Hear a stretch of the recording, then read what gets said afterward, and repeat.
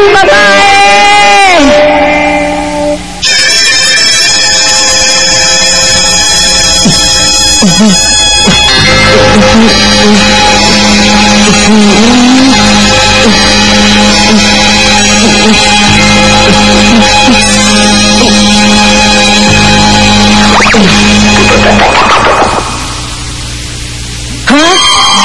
Sa wakas, nagawa ko din! Kahit na kumpleto ko na to, puro paghihirap naman ang inabot ko. Tingnan mo to, Doraemon! Tingnan mo. Ang galing, hindi ba? Tatawagin ko tong fluttering butterfly. Itong mga buhol na ito, ang ulo ng butterfly. Nakikita mo ba? Ang galing, di ba? Ang galing naman yan. Oo nga pala, ipapakita ko to kay Shizuka. Mas okay sana kung ganyan din siya ka-interesado sa pag-aaral niya. Nobita, okay ka lang ba? Ano nangyari, Nobita?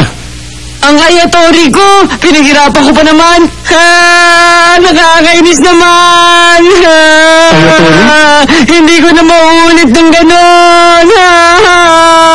Ano ka ba naman? Ayatori, umiiyak ka muna. Kasi... Hindi ba lalaki ka? Kung ganon, magpakalalaki ka! Ano? Hindi ba ganun din ang tingin mo? Kung lalaki ka, dapat panlalaki kilos mo habang nasa loob ng bahay at hindi naglalaro ng Ayatori. Pag nasa labas, soccer at baseball ang laruin mo eh. Pero Papa, malamig po sa labas eh. Kung tatakbo ka ng paikot-ikot, iinit din ang pakiramdam mo. Ma! Yung ashtray ko! Eto! Ayan.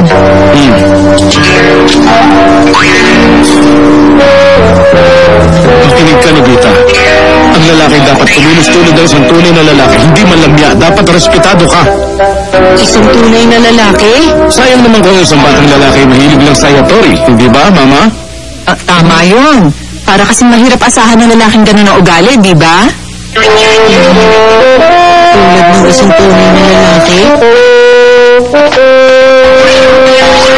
Sa totoo lang, hindi masasabing panlalaki yung laro Ayatori o Japanese string game. Pero mahilig ako sa laro ang Ayatori. Ang lamig! Bakit ba nila sinabing panlalaki ang mga laro sa labas ng bahay? Okay!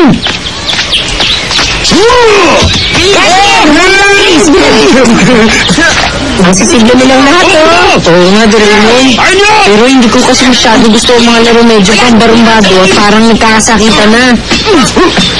Sinasabi mo na naman yan. Pero yun naman kasi yung totoo eh. Tita? Shizuka, saan ang punta mo? Isipa ako. Nagaganchilyo kasi kami sa bahay. Tuturuan ko sila doon. Magaganchilyo ka? Mukhang masaya yan Pwede ba ako sumali dyan? Seryoso ka ba? Oo naman. Nasubukan ko na rin yata mag-ganchilyo dati. Ang saya nga eh. Magaganchilyo ka? Nobita, ang dating yan Ginagawa mo yun? Nagiging babae ka na. Bagay na bagay sa'yo yan. Pero... Magsuot ko na rin ng palda. Bagay yun sa'yo. Kung ang pangalan mo na lang kaya ay Nobiko. Nobiko-chan! Pati ba naman ikaw? Sama niyo!